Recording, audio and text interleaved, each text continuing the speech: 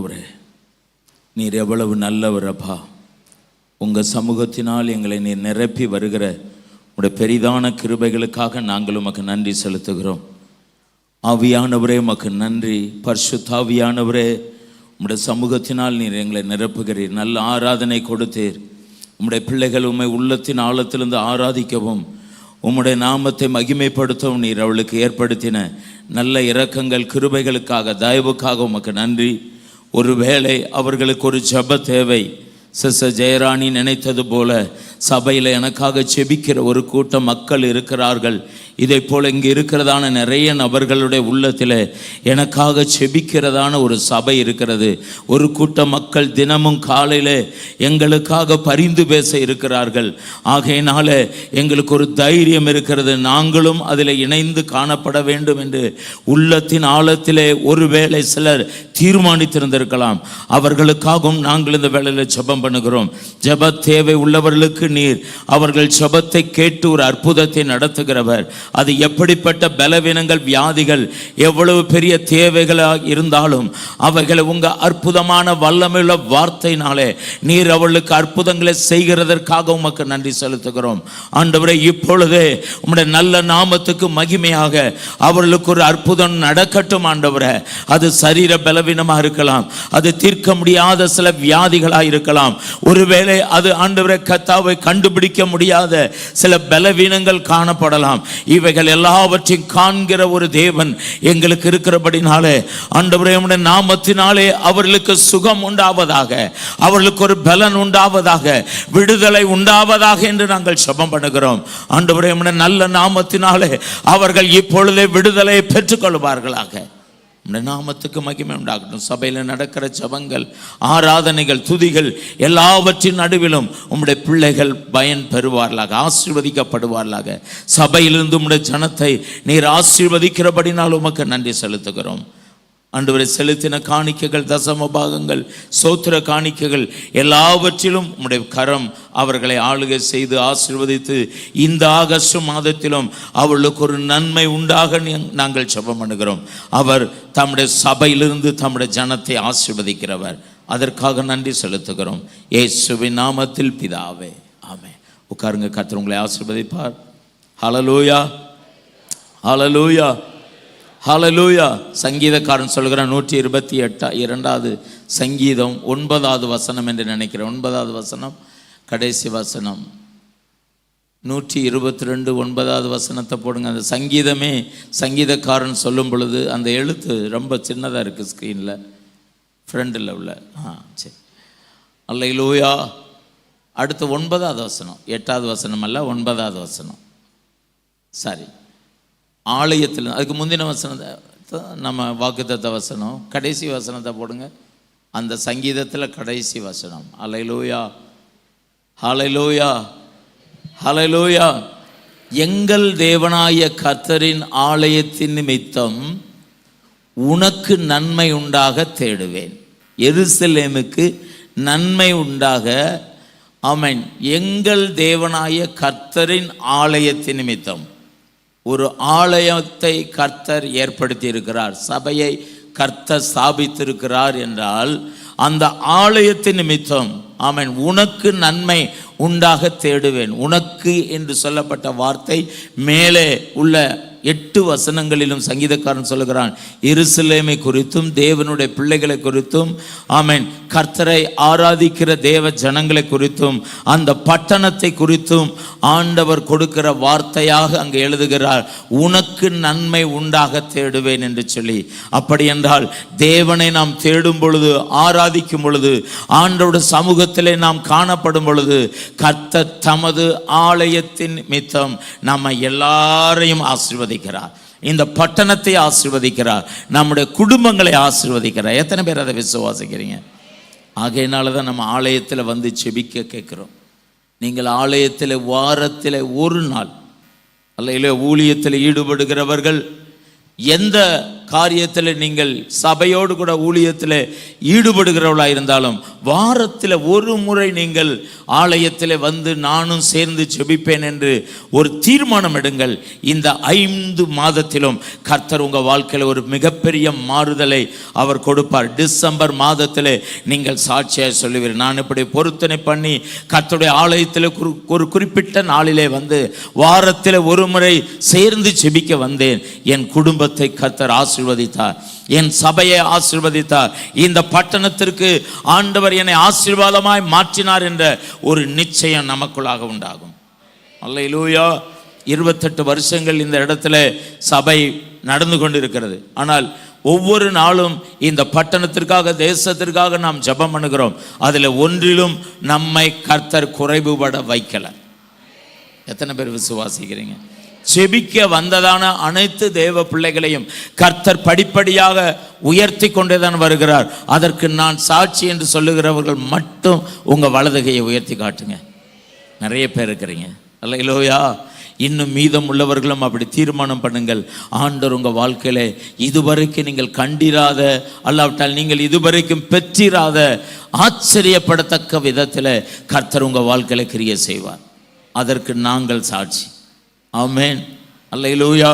நான் என்னுடைய 18 வயதிலிருந்து இப்பொழுது எனக்கு 62 வயது நடைபெறுகிறது. 18 வயதிலிருந்து இப்படி அதிகாலை ஜெபத்திலும் கர்த்தருடைய ஆலயத்தை முக்கியத்துவப்படுத்தி காணப்பட்டபடினாலே நான் ஒன்றிலும் குறைவுபடவில்லை. நான் உங்களுக்கு முன்பாக சாட்சியாக இருக்கிறேன். ஒருவேளை உங்களுக்கு வேற யாரையாவது சொன்னால் மாற்றி சொல்றது போல தோணும். ஆனால் கர்த்தருடைய ஆலயத்திலே நான் அப்படி முக்கியத்துவம் கொடுத்து காணப்பட்டபடினாலே கர்த்தர் என்னையும் உங்களையும் என் குடும்பத்தையும் கர்த்தர் அப்படிதான் நடத்தி வருகிறார் ஆசீர்வாதமாய். அதற்கு நான் சாட்சியாக இருக்கிறேன். கர்த்தர் உங்களை ஆசீர்வதிப்பார். அல்லேலூயா. வாசிக்கலாம். மத்தேயு எழுதின சுவிசேஷம் 23ஆம் அதிகாரம் 27வது வசனத்தை வாசிப்போம். மத்தேயு எழுதின சுவிசேஷம் 23ஆம் அதிகாரம் 27வது வசனம். மாயக்காரராகிய வேதபாரகரே, மாயக்காரராகிய வேதபாரகரே, பரிசேயரே, பரிசேயரே, உங்களுக்கு ஐயோ, உங்களுக்கு ஐயோ, வெள்ளையடிக்கப்பட்ட கல்லறைகளுக்கு வெள்ளையடிக்கப்பட்ட கல்லறைகளுக்கு ஒப்பாயிருக்கிறீர்கள். அவைகள் புறம்பே அலங்காரமாய் காணப்படும், உள்ளேயோ மரித்தவர்களின் எலும்புகளினாலும் சகல அசுத்தங்களினாலும் நிறைந்து காணப்படும். அல்லேலூயா. மாயக்காரர்களையும் வேத பாரகர்களையும் குறித்து இயேசு சொல்லுகிற வார்த்தை உங்களுக்கு ஐயோ என்று சொல்லுகிறார். அல்லேலூயா. பாஸ்டர், மாதத்தின் முதல் வாரத்திலேயே இப்படிப்பட்ட வார்த்தையை பேசுகிறீர்களே. அல்லேலூயா. அவர்கள் அப்படி இருந்திருக்கிறார்கள். ஆகையினால்தான் இயேசு அவர்களை பார்த்து சொல்லுகிறார். ஆமென். நாம் அப்படிப்பட்டவர்களாக இல்லை என்பதை நாம் நிரூபிக்கவே காணப்படுகிறோம். எத்தனை பேர் விசுவாசிக்கிறீங்க? நல்ல கரங்களை உயர்த்தி ஆண்டோட சமூகத்தில் நன்றி செலுத்துங்கள். அல்லேலூயா.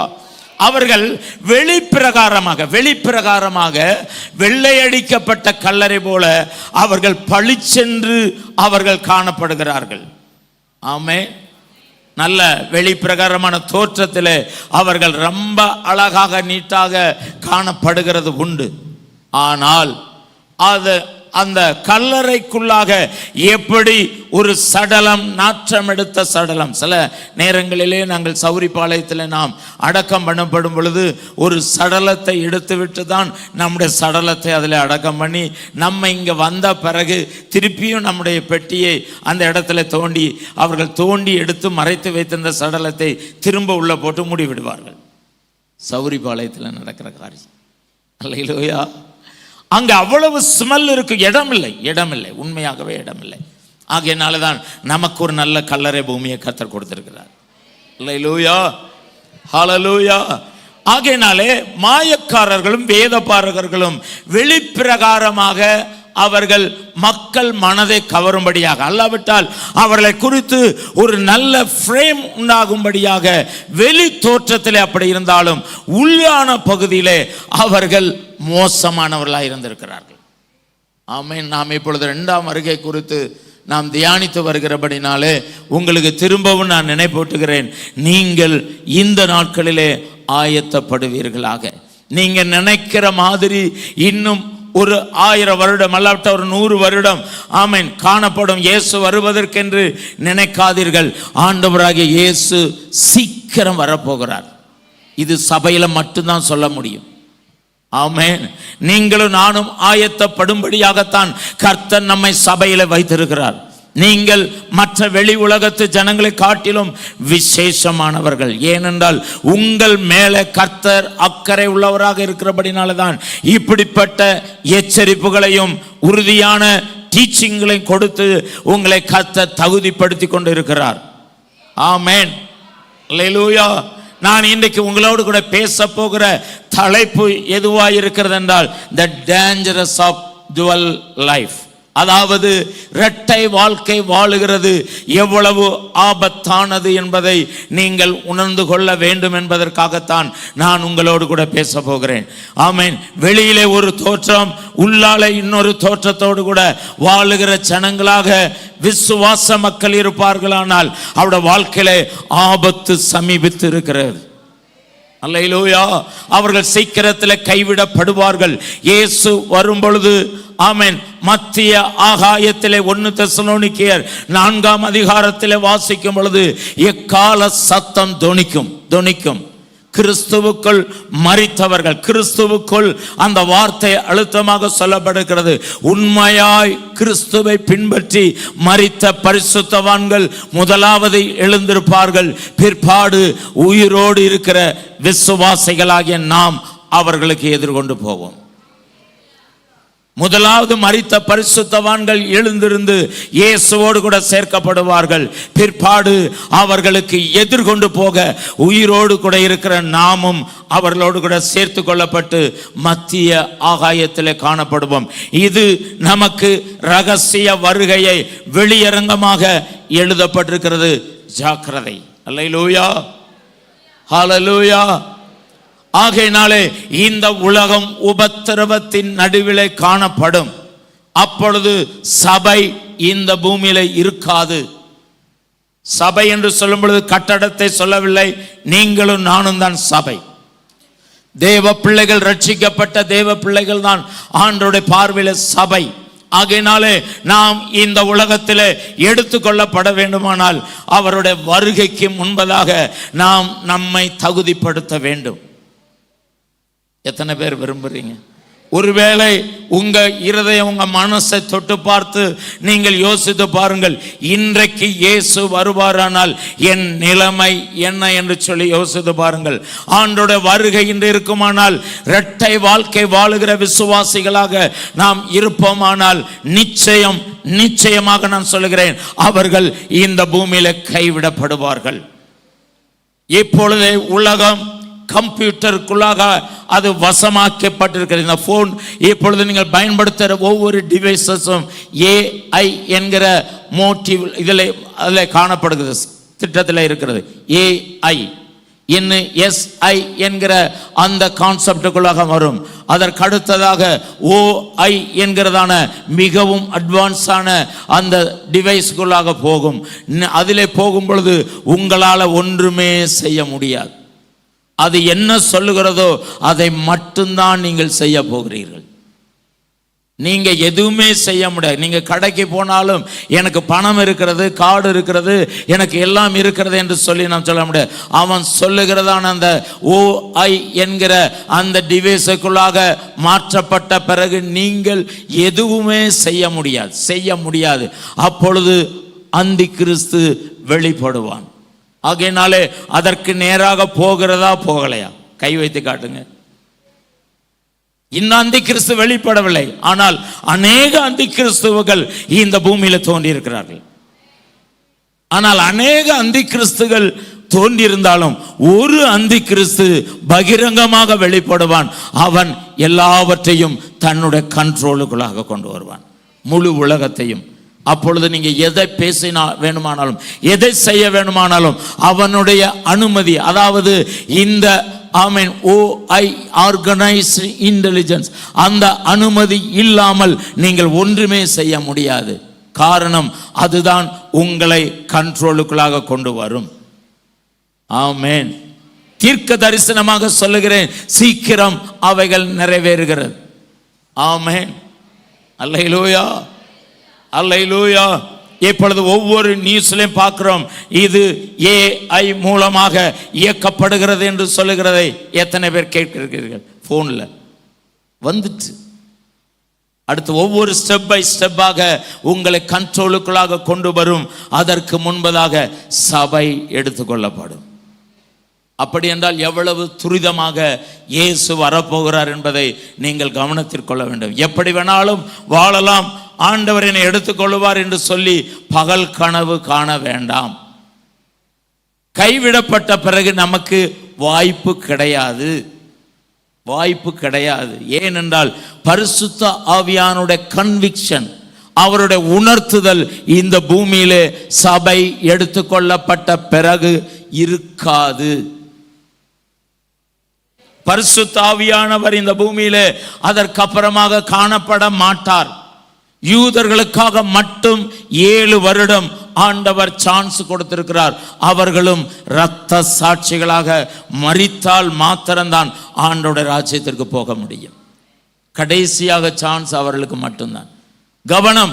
ஆகையினாலதான் நான் இந்த தலைப்பிலே உங்களோடு கூட பேச விரும்புகிறது என்னவென்றால், நாம் இரட்டை வாழ்க்கை வாழுவோமானால், வெளி உலகத்திலே ஒரு வாழ்க்கை, சபைக்குள்ளாக ஒரு வாழ்க்கை, அல்லாவிட்டால் நம்முடைய குடும்பத்திற்குள்ளாக ஒரு வாழ்க்கை வாழ்ந்து வெளி உலகத்திலே வேறொரு வாழ்க்கை வாழுவோமானால் நாம் நிச்சயம் தேறுவது கடினம்.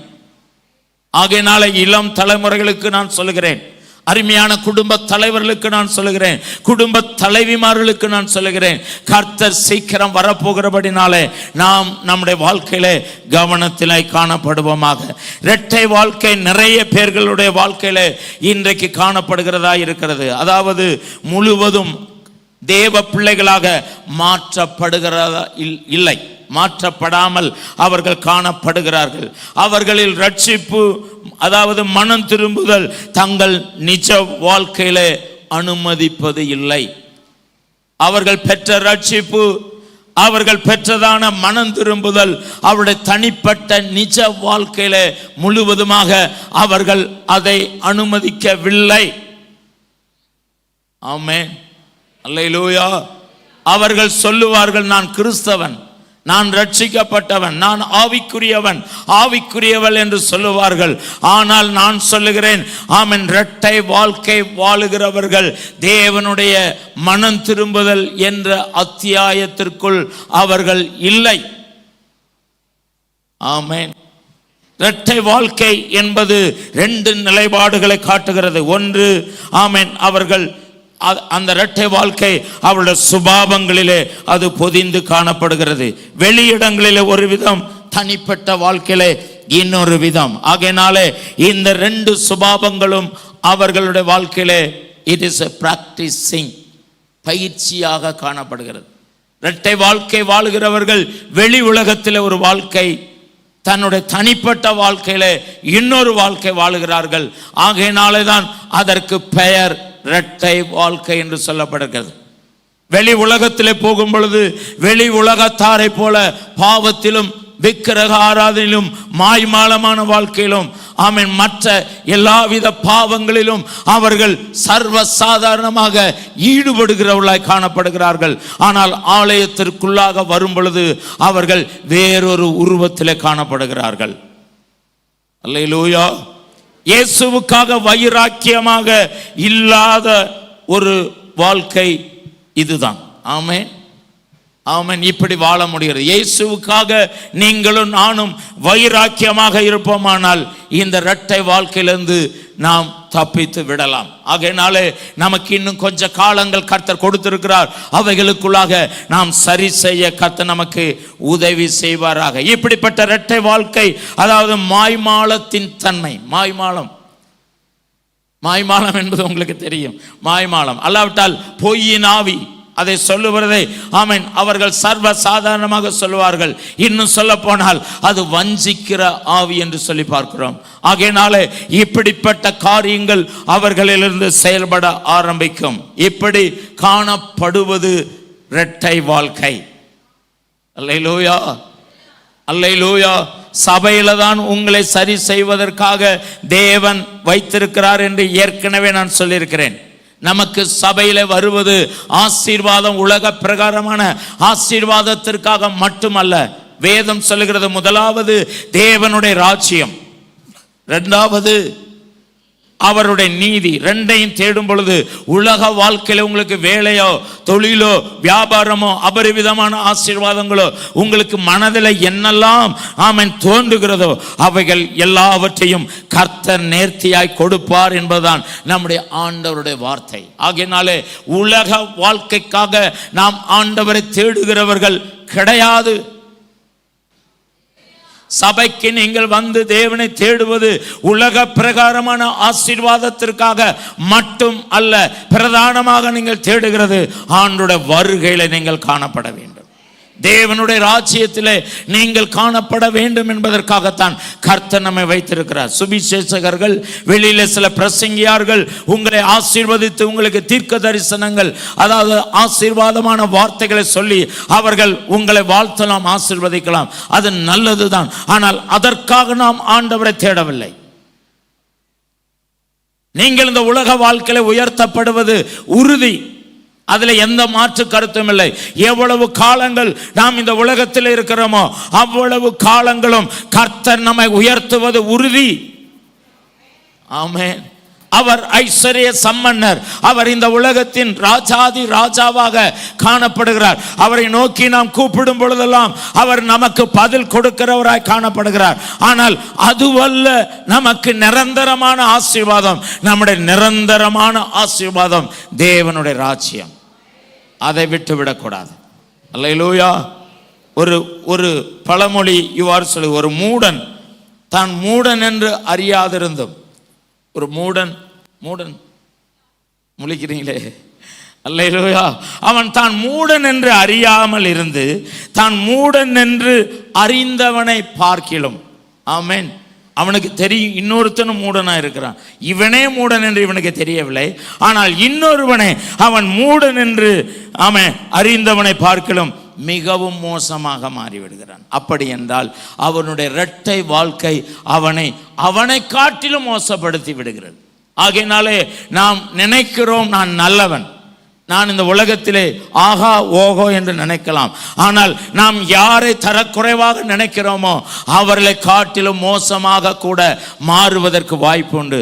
ஆகையினால நான் சொல்லுகிறேன், யாரையும் நாம் ஆமென் வெளிப்பிரகாரமாகவோ உள்ளாலையோ நாம் அவர்களை அண்டர் எஸ்டிமேட் பண்ணவோ அல்லாவிட்டால் அவர்களை தரக்குறைவாக நினைக்கவோ நமக்கு எந்த தகுதியும் வரக்கூடாது. அல்லேலூயா. ஒரு கவுன்சிலிங் பண்ணும் பொழுது, அவர்களை நாம் சந்திக்கும் பொழுது அவருடைய பிரச்சனைகள் எல்லாவற்றையும் அவர்கள் வரிசையாக சொல்லுவார்கள். அந்த கவுன்சிலர் என்று சொல்லும்போது வார்டு கவுன்சிலர் அல்ல, ஆலோசனை கொடுக்கிற அந்த நல்ல ஆலோசகருக்கு 80% அவர்கள் பிரச்சனையை தீர்த்து விடலாம். இது சைக்காலஜி பிரின்சிபல். அல்லேலூயா.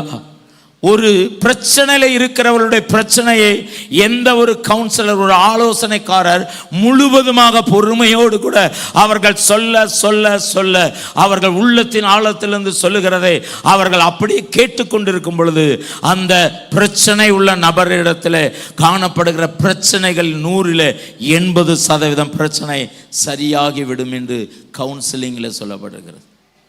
ஆமென். அதே போல ஒரு வியாதிக்காரர் நாம் எல்லாருமே ஒரு விதத்தில் சில பலவீனங்கள், வியாதிகள் நம்மை தாக்குகிறது உண்டு. ஒரு வியாதிக்காரர் அந்த வைத்தியர் இவருக்கு இன்ன வியாதி என்று கண்டுபிடித்தாலே அந்த வியாதி சுகமாகுவதற்கு ஒரு பெரிய மார்க்கம் உண்டாகிறது. அல்லேலூயா. ஆகையினாலே நம்மிடத்துல என்ன குறைவு, என்ன பலவீனம், எப்படிப்பட்ட மாய்மாலம், எப்படிப்பட்டதான வஞ்சிக்கிற தன்மைகள் நமக்குள்ளாக இருக்கிறது என்பதை நாம் கண்டுகொண்டாலே அதிலிருந்து விடுபடுவது நமக்கு இலகுவானது. ஆமென். அல்லேலூயா. நம்மை நாமே ஏமாத்துவது, வஞ்சிப்பது, ஆமென், நாம் பொய் பேசுவது, இவைகள் எல்லாமே நமக்கு ஆபத்து என்பதை மறந்து போகக்கூடாது. ஆகையினால்தான் நாம் வேதத்தை தூக்குகிறவர்கள், தேவனுடைய பிள்ளைகள் உண்மையாய் காணப்பட வேண்டும், முன்மாதிரியாய் காணப்பட வேண்டும். மற்றவர்கள் பார்வையிலும் இந்த உலகத்தாருடைய பார்வையிலும் நாம் ஜாக்கிரதையாக வாழ வேண்டும் என்று நம்முடைய வேதம் நமக்கு எச்சரிக்கிறது. ஆகையினாலே மறுபடியும் மறுபடியும் பொய் பேசுவதால் என்ன ஏற்படுகிறது என்றால் உங்க வாழ்க்கையில பொய்யே நிஜமாய் மாறிவிடுகிறது. நான் சொல்றதெல்லாம் உண்மை என்ற மனப்பான்மையில வந்து விடுகிறோம். கரெக்ட்? நீங்க தொடர்ந்து பொய் பேசி பாருங்க, தொடர்ந்து மாத்தி மாத்தி செஞ்சு பாருங்க, அல்லது தொடர்ந்து தவறு செய்து பாருங்க. உங்களுக்கு தவறு தவறாக இராது, தவறு தான் சரியாக தென்படும். இது உண்மை. ஆகையினால்தான் சிலருக்கு அந்த உணர்வு அற்று போனதாய் மாறிவிடுகிறது. அவர்கள் செய்கிற இரட்டை வாழ்க்கை அவர்களுக்கு தவறாகவோ அல்லாவிட்டால் அந்த தவறான வாழ்க்கையிலிருந்து விடுபடவோ அவர்களால் முடியவில்லை. ஒரு கோபப்படுகிறீர்கள் என்று வைத்துக் கொள்ளுங்கள். அந்த கோபத்தை தொடர்ந்து நம்முடைய பிராக்டிஸ்ல, நம்முடைய வாழ்க்கையில அதை அனுமதித்து நாம் அதை செய்து கொண்டே வந்தால் அந்த கோபம்தான் எனக்கு சரி என்று தோன்றும். நான் கோபப்படாவிட்டால் எதுவுமே நடக்காது என்ற மனப்பான்மையில் வந்து விடுவோம். ஆமென், அல்லேலூயா. ஆகையினால தான் ஒரு தவறு செய்யும் பொழுது, ஒரு பாவம் செய்யும் பொழுது, அல்லாவிட்டால் ஏதோ ஒரு விதத்தில் மாற்றி நம்முடைய வாழ்க்கையில அமைக்கும் பொழுது நாம் நினைக்கிறோம் நான் செய்கிறது சரி, நான் கண்டிக்கிறது சரி, நான் செயல்படுத்துகிறது சரி என்று நாம் எப்பொழுது நாம் நமக்குள்ளாக அதை ஃப்ரேம் பண்ணி கொள்கிறோமோ அப்பொழுது ஒன்று தெரிந்து கொள்ளுங்கள், நாம் செய்வதெல்லாம் சரி என்று நமக்கு தோன்றும். ஆனால் நாம் செய்வதெல்லாம் தவறு என்று ஆண்டவருக்கு தெரியும். அல்லேலூயா, அல்லேலூயா. தவறு செய்யும் பொழுது நம்மை நாமே ஏமாற்றுகிறோம். மறுபடியும் மறுபடியும் நாம் தவறு செய்யும் பொழுது நாம் செய்கிற தவறு நமக்கு சரியானது போல காணப்படும். ஆமென், அல்லேலூயா, அல்லேலூயா. நிறைய நாட்கள் இப்படி தவறு செய்து கொண்டே இருந்தால் சரியாதான் போகிறோம் என்கிற உறுதியான நிலைமைக்குள்ளாக வந்து விடுவோம். ஒரு உதாரணத்துக்கு நான் சொல்கிறேன். ஜெர்மனி தேசத்தில் அந்த செகண்ட் வேர்ல்டு வாருக்கு, அந்த ஃபர்ஸ்ட் வேர்ல்டு வாருக்கு இடையில்பட்ட காலத்தில் அவர்களுக்கு, ஜெர்மானியர்களுக்கு ஹிட்லர் காலத்தில் யூதர்களை பிடிக்காது. ஏனென்றால் யூதர்கள் தான் இந்த உலகத்திலே தலை சிறந்தவர்கள் என்பதான ஒரு எண்ணம் உலக அளவில் காணப்பட்டது. உலகம் முழுவதும் யூதர்கள் பரவி இருக்கிறபடினாலும் அவர்கள் சிறந்த ஞானிகளாக, அறிவுள்ளவர்களாக, நல்ல தலைவர்களாக, நல்ல ஆட்களாக இருக்கிறபடினாலே அவர்களை மேற்கொள்ள யாராலும் முடியாது என்கிற நிலைமையில காணப்பட்டது. ஆனால் ஜெர்மானியர்கள், அந்த நபர்கள், அவர்கள் நினைத்தார்கள் நாம் தான் அறிவாளிகள் என்று சொல்லி அவர்களுக்கு ஒரு எண்ணம். ஆகையினாலே யூதர்கள் மேல ஒரு வெறுப்பு. கடைசியாக அவர்கள் ஸ்கூல்ல படிக்கிற பிள்ளைகளுக்கும் யூதர்களை குறித்து தவறாக கற்றுக் கொடுக்கிற பாடங்களும் காணப்பட்டது. யூதர்கள் மோசமானவர்கள், யூதர்கள் இப்படிப்பட்டவர்கள், யூதர்கள் பொறாமை பிடித்தவர்கள், யூதர்கள் வெறி பிடித்தவர்கள், இப்படி பிள்ளைகளுக்கு கூட கற்றுக் கொடுக்கிற சூழ்நிலையிலே அவர்கள் வளர்ந்து வரும் பொழுதும் அவர்கள் யூதர்கள் மேலே, ஜெர்மனிலே யூதர்கள் ஏராளமான ஜனங்கள், லட்சக்கணக்கில் கொல்லப்பட்டிருக்கிறார்கள் என்றால் எத்தனை கோடிக்கணக்கான ஜனங்கள் யூதர்கள் இருந்திருப்பார்கள், யோசித்து பாருங்கள். அல்லேலூயா. கடைசியில் அவர்கள் தீர்மானத்துக்குள்ள வந்தார்கள், இவர்களை கொன்றால் மாத்திரம்தான் இதற்கு முடிவு என்று சொல்லி ஒரு தீர்மானத்துக்குள்ள வந்தார்கள். அப்படிதான் அவர்களை அழித்தார்கள். ஒரு தவறான காரியத்தை நமக்குள்ளாக புகுத்தி கொள்ளும் பொழுது, நாம் அவைகள் குடியிருக்கும்படியாக நமக்குள்ளாக செயல்படுத்தி நாம் பயிற்சிக்கும் பொழுது அந்த தவறே நம்முடைய வாழ்க்கையில சரி என்றது போல காணப்பட்டு பிற்பாடு நம்மை ஏற்கனவே ஏமாத்தி கொண்டு இருக்கிறோம் என்பதை நம்மாலே அறியாமலே போய்விடும். ஆகையினாலே அருமையான தேவ பிள்ளைகளை, நீங்கள் எல்லாரும் நல்ல படித்தவர்கள், நல்ல ஆமென் அறிவாளிகள், வேதத்தை கற்றவர்கள், தேவனுக்குள்ளாக வளர்ச்சி அடைய வேண்டும், கர்த்தருக்கு பிரியமாய் வாழ வேண்டும். இந்த உலகத்தில், இந்த சமுதாயத்தில் நான் ஒரு நல்ல முன்மாதிரியான வாழ்க்கை வாழ வேண்டும் என்ற தீர்மானம் உடையவர்களாக இருக்கிறபடினாலே உங்களுக்கு சொல்லுகிறேன், ஒரு தவறான அபிப்பிராயம், தவறான ஒரு காரியம் உங்களுக்குள்ளாக அது செயல்பட்டு சரியானது போல காணப்பட்டாலும் அவைகளை மாற்றாவிட்டால் நாம் ஏற்கனவே ஏமாற்றி கொண்டிருக்கிறோம் என்பதை மறந்து போக வேண்டாம். அல்லேலூயா, ஹல்லேலூயா. சபைக்குள்ளாகவும் இப்படிப்பட்ட ரெண்டு விதமான கூட்டத்தார், ரெண்டு வித மனப்பான்மையிலே உள்ள கூட்டத்தார்கள் உண்டு. ஒருவேளை இசை வாசிக்கிறவர்களை எடுத்துக்கொள்ளுங்க, பிரபலமாக பாடுகிறவர்களை, பிரசங்கிக்கிறவர்களை, பிரபலமாக ஆமென் ஆமென் ஆகிறவர்களை நீங்கள் கவனித்து பாருங்கள். அவருடைய தனிப்பட்ட வாழ்க்கையிலே, அவருடைய பர்சனல் வாழ்க்கையிலே நெருங்கி பழகும் பொழுது அவர்களுக்குள்ளாக வேறொரு தோற்றம் இருக்கிறதை காண முடியும். இப்போ இங்கே ஜேசுதாஸ் இருக்கிறார். அவரிடத்தில் நான் தூரமாக இருந்து பார்க்கும் பொழுது அவர் என் பார்வைக்கு நீங்கள் தப்பாக நினைக்க மாட்டீங்க. அல்லேலூயா. நல்லவர் போல எனக்கு தோன்றும், என்னுடைய ஆவியிலும் அவர் நல்லது போல தோன்றும். ஆனால் அவருடைய மனைவி இடத்துல கேட்கும் பொழுது அவருடைய உண்மையான முகம் வெளிப்படும். அல்லேலூயா, அல்லேலூயா. அவர் எவ்வளவு கோபப்படுகிறார், எவ்வளவு மூர்க்கமாக இருக்கிறார், எவ்வளவு ஆக்ரோஷமாக வீட்டில் செயல்படுகிறார், எவ்வளவு அதிகார மம்மதையில் காணப்படுகிறார் என்பது அவருடைய வீட்டில் உள்ளவர்களுக்கு தான் தெரியும். வெளியில உள்ளவர்களே இடத்திலே அவர் மிகவும் பவ்யமாக வாழுவார். இதுதான் இரட்டை வாழ்க்கை. அவர் அப்படி இருக்க மாட்டார். நான் உதாரணத்துக்கு சொன்னேன், அவர் என்னை குறித்து கோபமும் பட மாட்டார். அல்லேலூயா. ஆகையினாலே ஒன்று நாம் நினைக்கிறோம், அவர்கள் மேடையில் இருக்கும் பொழுது, இந்த ஸ்டேஜில் இருக்கும் பொழுது, அல்லாவிட்டால் பிரபலமான சில மேடைகளிலே அவர்கள் பெர்ஃபார்ம் பண்ணும் பொழுது அவர்களை குறித்து நாம் நினைக்கிறோம் அவர்கள் மிகவும் நல்லவர்கள். ஆக அவர் பாடும் பொழுது, அவர் ஆராதனை நடத்தும் பொழுது, அவர்கள் பிரசங்கிக்கும் பொழுது, அவர்கள் ஒரு வார்த்தை சொல்லும் பொழுது அப்படியே நம்முடைய கண்கள் கண்ணீராய் ஓடுகிறது. அவ்வளவு நல்ல மனுஷன் என்று நினைக்கிறோம். ஆனால் அவர்கள் அந்த மேடையை விட்டு இறங்கி கீழே வரும் பொழுது அவருடைய தனிப்பட்ட வாழ்க்கையில அவர்கள் எவ்வளவாய் ஜனங்களை ஏமாத்துகிறார்கள் என்பது விளங்கும். கரெக்ட்? அல்லேலூயா, அல்லேலூயா, ஹalleluya. ஆகையினாலே இரட்டை வாழ்க்கை இப்படி எல்லா மனிதர்களிடத்திலும் காணப்படும். ஆமென், அல்லேலூயா. மற்றவர்களை கவர்ச்சிக்கும் பொழுது உங்கள் வாழ்க்கை தனிப்பட்ட வாழ்க்கையிலும் ஆமென் நல்ல மனிதர்களாக, நல்ல நபர்களாக காணப்பட வேண்டும் என்கிறதான உறுதி வேண்டும். ஊழியம் செய்கிறவர்கள், பாஸ்டர்ஸ் நல்லவர்கள் என்று நீங்கள் நினைக்க வேண்டாம். இதெல்லாம் பாஸ்டர்கள் இரட்டை வேடம் போடுவதற்கு நிறைய வாய்ப்பு உண்டு. விசுவாசிகளை காட்டிலும் சொல்லுங்க, என்ன நீங்க பார்க்காதீங்க, ஆண்டவரை பாருங்க. அப்படின்னு என்ன அர்த்தம்? நான் இன்னொரு முகம் என்கிட்ட இருக்குன்னு அர்த்தம். அல்லேலூயா, அல்லேலூயா. ஈஸியாக ஊழியக்காரர்கள் இந்த நாட்கள் இரட்டை வேஷம் போடுகிறவர்கள் நிறைய பேர் இந்த உலகத்தில் எழும்பி இருக்கிறார்கள். ஆகையினால தான் நான் சொல்லுகிறேன், நீங்கள் யாரையும் லகுவாக எண்ணிவிட முடியாது. அவர்கள் சொல்லுவார்கள், நான் சொல்லுவதை செய்யுங்கள், நான் செய்வதை செய்யாதீர்கள். ஆமென், அல்லேலூயா. என்னை பின்பற்றாதீர்கள், இயேசுவை பின்பற்றுங்கள் என்று சொல்லுகிறது என்னுடைய வார்த்தை. நான் இயேசுவல்ல, ஆனால் இயேசுவை போல மாறுவதற்காக தான் என்னை ஆண்டவர் அழைத்திருக்கிறார்.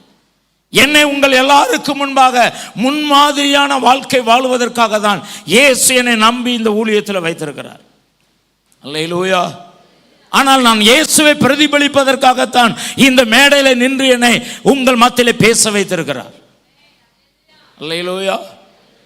ஆகையினாலே நான் என்னை பின்பற்றாதீங்க, என் ஆண்டவரை பின்பற்றுங்கள் என்று சொல்லுகிறேன் என்றால் எனக்கு இன்னொரு முகம் தோன்றிக் கொண்டே இருக்கிறது. கவனம். அல்லேலூயா.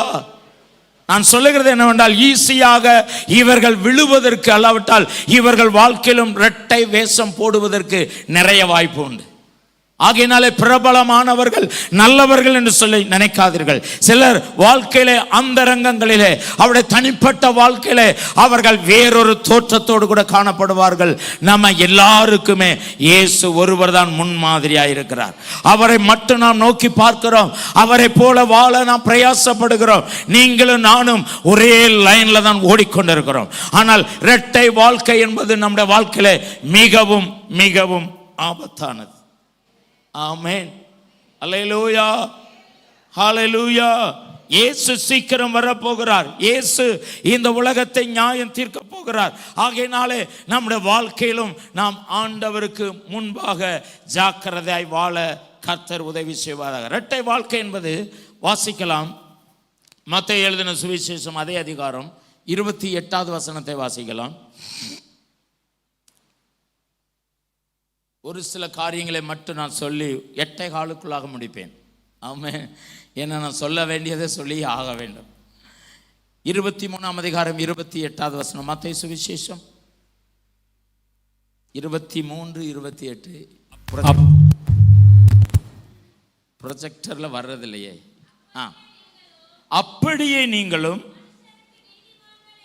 மனுஷருக்கு நீதிமான்கள் என்று புறம்பே காணப்படுகிறீர்கள், உள்ளத்திலோ மாயத்தினாலும் அக்கிரமத்தினாலும் நிறைந்திருக்கிறீர்கள். அல்லேலூயா. இரட்டை வாழ்க்கைக்கு ஒரு உதாரணமாக இங்கு சொல்லப்பட்டிருக்கிறது. மனுஷர்கள் மத்தியிலே எப்படி இருக்கிறார்கள்? மனுஷர்களுக்கு முன்பாக, மேலே உள்ள பகுதியை போடுங்க, அந்த வசனத்தில் மேல், நீங்களும் மனுஷருக்கு நீதிமான்கள் என்று புறம்பே காணப்படுகிறீர்கள். மனுஷருக்கு முன்பாக இவர்கள் நல்லவர்கள், இவர்கள் உண்மையானவர்கள், இவர்கள் நீதிமான்கள் என்று சொல்லி காணப்படுகிறீர்கள். ஆனால் அவர்களுடைய உள்ளத்திலோ எப்படி இருக்கிறதா? மாயத்தினாலும் அக்கிரமத்தினாலும் நிறைந்திருக்கிறார்கள். இங்கே நாம் பார்க்கும் பொழுது ஒன்று வெளிப்பிரகாரமாக மனுஷருக்கு முன்பாக வேறுபட்ட வாழ்க்கை. ஆகா, அவங்க பார்க்கும்போது வெள்ளையும் சொல்லையுமா இருப்பாங்க, நகை போட மாட்டாங்க, அவங்க பேசினா எப்பொழுதும் வசனமாக வந்து கொண்டிருக்கும், நல்லது. ஆனால் உள்ளமும் அப்படியாக காணப்பட வேண்டும் என்று தான் ஆண்டவர் எதிர்பார்க்கிறார். அல்லேலூயா. நம்முடைய உள்ளம் ஆண்டவருக்கு முன்பாக, மனுஷருக்கு முன்பாக எப்படி வெளியிலே நாம் தோற்றத்தை காணப்படுகிறோமோ அதே தோற்றம். அல்லேலூயா. எப்பொழுது பேசினாலும் மற்றவர்களை குறித்து கண்டம் பண்ணி பேசுவார்கள். எப்பொழுது பேசினாலும் அவர்களுக்கு சாதகமான வார்த்தைகளை மட்டும் எல்லாரும் சொல்ல வேண்டும், ப்ளீஸ் பண்ண வேண்டும் என்று நினைப்பார்கள். இது எல்லாம் அவர்களுடைய வாழ்க்கையில காணப்படுகிற அக்கிரம செயல்கள். அல்லேலூயா. இங்கே நாம் பார்க்கிறோம், ஒன்று வேறுபட்ட வாழ்க்கை, இன்னொன்று வேறுபடாத வாழ்க்கை, அதாவது உலகத்திற்கு ஒத்துப்போகிற வாழ்க்கை. 2 கொரிந்தியரில் பவுல் சொல்லுகிறார், 6ஆம் அதிகாரம் 17-18 வசனங்களில் வாசிக்கும் பொழுது, 6ஆம் அதிகாரம் 2 கொரிந்தியர் 17-18 வசனங்கள், ஆனபடியால் நீங்கள் அவர்கள் நடுவிலிருந்து புறப்பட்டு பிரிந்து போய் அசுத்தமானதை தொடாதிருங்கள், கர்த்தர் சொல்கிறார். கீழே வாசிங்க, 18ஆம் வசனம். அப்பொழுது நான் உங்களை ஏற்றுக்கொண்டு உங்களுக்கு பிதாவாயிருப்பேன், நீங்கள் எனக்கு குமாரரும் குமாரத்திகளுமாயிருப்பீர்கள் என்று சர்வ வல்லமையுள்ளவர் சொல்லுகிறார். உங்கள் நடுவில் இருந்து அசுத்தமானதை தொடாதிருங்கள், அப்பொழுது நான் உங்களை ஏற்றுக்கொள்வேன், நீங்கள் என் பிள்ளைகளாயிருப்பீர்கள். அல்லேலூயா. நீங்கள் அப்பொழுது நான் உங்களை ஏற்றுக்கொண்டு, அதாவது நீங்கள் இப்படிப்பட்ட அசுத்தமான இரட்டை வாழ்க்கை வாழாதிருங்கள், அதை தொடாதிருங்கள், இதை செய்யாதிருங்கள் என்று சொல்லும் பொழுது உங்களை நான் ஏற்றுக்கொண்டு உங்களுக்கு பிதாவாயிருப்பேன், நீங்கள் எனக்கு குமாரரும் குமாரத்திகளுமாயிருப்பீர்கள். பவுல் என்ன சொல்லுகிறார் என்றால், இந்த காரியத்தில், இந்த விஷயத்தில் நீங்கள் இதை செய்யாதிருங்கள், இதை செய்யுங்கள் என்று கர்த்தர் ஏற்கனவே நமக்கு அறிவுரை கொடுத்திருக்கிறார். அதற்கு மாறாக செய்யும் பொழுது நம்மை அவருடைய பிள்ளைகள் என்ற ஸ்தானத்திலிருந்து கர்த்தர் விலக்கி விடுகிறார். அல்லேலூயா. ஆனால் நாம் எதை செய்யக்கூடாது என்று ஆண்டவர் நமக்கு போதித்திருக்கிறாரோ அதை செய்யும் பொழுது ஆண்டவருக்கு நாம் பிள்ளைகள் அல்ல. அவர் விரும்புகிறபடி வாழும் பொழுதுதான் நாம் அவருடைய பிள்ளைகள் என்ற ஸ்தானத்தில் இருக்கிறோம். சிலர் நினைப்பாங்க, கடைசியில் நான் மனம் தெரியுமா, கடைசியிலலாம் சான்ஸே கிடையாது. ஒரு ஆக்சிடென்ட்ல டப்புன்னு செத்து போயிட்டா என்ன பண்ணுவீங்க? மனம் மாற வாய்ப்பே கிடையாது. எப்போ வேணாலும் சாவு வரும், எந்த நிமிஷத்திலும் வரும். நமக்கு சான்ஸ் கொடுக்கப்படுமா என்று நமக்கு தெரியாது. ஆனால் நாம் இருக்கிற நாட்களிலே எதை செய்ய வேண்டும், எதை செய்யக்கூடாது, எப்படி வாழ வேண்டும், எப்படி வாழக்கூடாது, இவைகள் எல்லாவற்றையும் கர்த்தர் நமக்கு கற்றுக் கொடுத்திருக்கிறார். உதாரணத்துக்கு வேதத்திலே சிம்சோனுடைய வாழ்க்கை நாம் பார்க்கலாம். சிம்சோன் ஒரு ஆவிக்குரிய குடும்பத்திலே பிறந்தவன். அல்லேலூயா. அவன் வாழ்க்கை எல்லாமே நமக்கு தெரியும். அவன் வாழ்க்கை ஒன்று நமக்கு எச்சரிப்பு, இன்னொன்று அவனுடைய வாழ்க்கை நமக்கு ஒரு பாடம். நாம் எதை செய்யக்கூடாது, எப்படி இருக்க வேண்டும் என்கிறதான ஒரு பாடம். அல்லேலூயா. அவன் வெளிப்பிரகாரமாக பார்க்கும் பொழுது அவன் ஒரு பக்தியுள்ள மனுஷன். நசரேய விரதம் இருந்தவன், கர்த்தருக்கென்று பிரித்தெடுக்கப்பட்டவன். அவன் இப்படி வாழ வேண்டும், இப்படி வாழக்கூடாது என்று ஆண்டவரே அவனுடைய பெற்றோர்களுக்கு சொல்லி அவனை வளர்க்கப்பட்டவன் அவன். ஆனாலும் அவனுடைய வாழ்க்கையில வெளி உலகத்திலும் அவன் எந்த ஒரு வித்தியாசம் இல்லாமல் அவன் உலகத்தோடு கூடவும் ஒத்து வாழ்க்கை வாழ்கிறவனாயிருந்தான். அவன் வாழ்க்கை வேறுபட்ட வாழ்க்கை என்றாலும் இன்னும் அவன் பாவத்திலே தான் காணப்பட்டான். அவனை குறித்து வேதம் சொல்லுது 20 வருஷம் இஸ்ரவேலிலே நியாயாதிபதியாக இருந்திருக்கிறான். நியாயம் விசாரிக்கிற ஒரு தலைவனாக இருந்திருக்கிறான் 20 வருஷம். அவனுடைய வாழ்க்கை பார்க்கும் பொழுது ஒரு நல்ல அனுபவம் பெற்றவனாக, ஒரு தேவ மனுஷனாக காணப்பட்டிருந்திருக்க வேண்டும். ஆனால் அவனை கொண்டு கர்த்தர் பல நேரங்களிலே கிரியையும் செய்திருக்கிறார். அதே நேரத்தில் அவன் உள்ளான வாழ்க்கையில பாவத்தோடு கூட காணப்பட்டிருக்கிறான், இரட்டை வாழ்க்கை. அதனால கர்த்தர் அவனை கொண்டு செய்ய வேண்டிய வேலைகள் தடைபடவில்லை, நடைபெற்றிருக்கிறது. பரிசுத்த ஆவியானவர் ஆண்டவரை அழைக்கும் பொழுது கடைசியில அவன் கொல்லப்பட போகிற சமயத்தில் கூட ஆண்டவரை நோக்கி கூப்பிடுகிறான். அவன் கதறலுக்கு கர்த்தர் செவி கொடுக்கிறார். இந்த ஒரு விசை மாத்திரம் எனக்கு இறங்கும் என்று சொல்லும் பொழுது கூட அப்படி ஒரு பாவியான மனுஷன் 20 ஆண்டுகள் பாவத்திலே வாழ்ந்தவன், இரட்டை வாழ்க்கை வாழ்ந்தவனுடைய சத்தத்திற்கும் தேவன் செவி கொடுப்பாரா என்று உங்களால் என்ன தோன்றும்? நான் சொல்லுகிறேன் அருமையானவர்களே, நாம் எவ்வளவு ஆமென் ஆண்டவரால் ரட்சிக்கப்பட்டு ஒரு தேவ பிள்ளைகளாக மாறி இருக்கிறோமோ, கர்த்தர் நம்முடைய சத்தத்தை, நம்முடைய கூப்பிடுதலை அவர் அலட்சியம் பண்ண மாட்டார். ஆனால் நமக்குள்ளாக தேவன் நிரந்தரமாக இருப்பார் என்று நம்மால சொல்ல முடியாது. பழைய ஏற்பாட்டு காலத்திலே தேவ ஆவியானவர் அவ்வப்பொழுது அவர்கள் மேலே இறங்குவார். அதற்கப்புறமாக தாம் செய்ய வேண்டிய காரியத்தை செய்து முடித்து அவர் திரும்ப போய்விடுவார். ஆனால் இன்றைக்கு கிருபை நாட்களிலே நீங்களும் நானும் ஜீவிக்கிற தேவ பிள்ளைகளாக இருக்கிறபடினாலே நம்ம மேல நிரந்தரமாக பரிசுத்த ஆவியானவர் கிரியை செய்யவே நாம் பெற்றிருக்கிறோம். அல்லேலூயா. உங்கள் ஜெபம், உங்கள் தனிப்பட்ட வாழ்க்கை, உங்களுடைய குடும்ப வாழ்க்கை, உங்களுடைய ஆவிக்குரிய வாழ்க்கை, இவைகள் எல்லாவற்றிலும் கர்த்தருடைய ஆவியானவர் தொடர்ந்து உங்களோடு கூட செயல்பட்டு கொண்டே காணப்படுவார். அல்லேலூயா. ஒரு கட்டத்தில் வரும்பொழுது சவுலை குறித்து நமக்கு தெரியும். சவுல் தாவீதுக்கு முன்பதாகவே அபிஷேகம் பண்ணப்பட்டவன், தேவ நாமத்தினாலே அவன் தீர்க்க தரிசனம் சொன்னவன். இவன் கர்த்தரால் தெரிந்தெடுக்கப்பட்டவன் என்று அவனை குறித்து ஒரு பெரிய அவன் தலைப்பு கொடுக்கப்பட்டிருந்தது.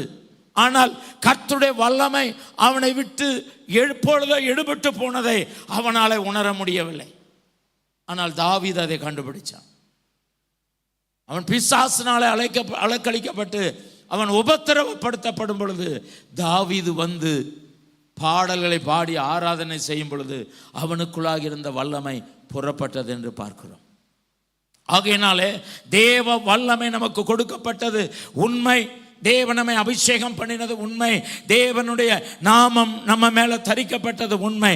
ஆனாலும் கடைசி வரைக்கும் நாம் மனம் திரும்பாமல் அதிலிருந்து ஒரு மாற்றத்துக்குள்ளாக வராமல் இருப்போமானால் அந்த வல்லமை நமக்கு கடைசியில் உதவி செய்யும் என்று நாம் எண்ண முடியாது.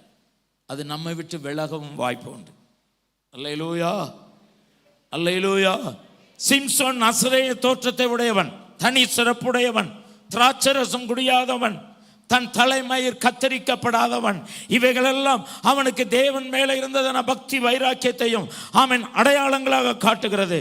ஆனால் உலகத்தில் அவனுக்கு தொடர்பே கிடையாது என்று எல்லாரும் நினைத்தார்கள். தலைமுடி நீளமாக வளர்த்திருக்கிறான், திராட்சரசம் மதுபானம் குடியாமல் இருக்கிறான்.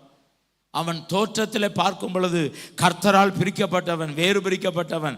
அவனா சிம்சோன் ஆண்டவர் ஏற்படுத்தின மனுஷன். அவன் பெற்றோர்களுக்கு இப்படி சொல்லி கொடுக்கப்பட்டவன். அவனை குறித்து எதுவும் தவறாக பேசாதீர்கள் என்று அவன் எச்சரிக்கப்பட்ட ஒரு மனுஷன். ஆனால் அவன் தனிப்பட்ட வாழ்க்கையில படுமோசமானவனாக இருந்திருக்கான். அல்லேலூயா, அல்லேலூயா. வெளி தோற்றத்திற்கு ஒன்றும் தன்னுடைய உள்ளான தனிப்பட்ட வாழ்க்கையிலே வேறொன்றுமாய் வாழுகிறவளாய் இருப்போமானால் நம்முடைய முடிவும் சிம்சோனுடைய முடிவாக மாறிவிடும்.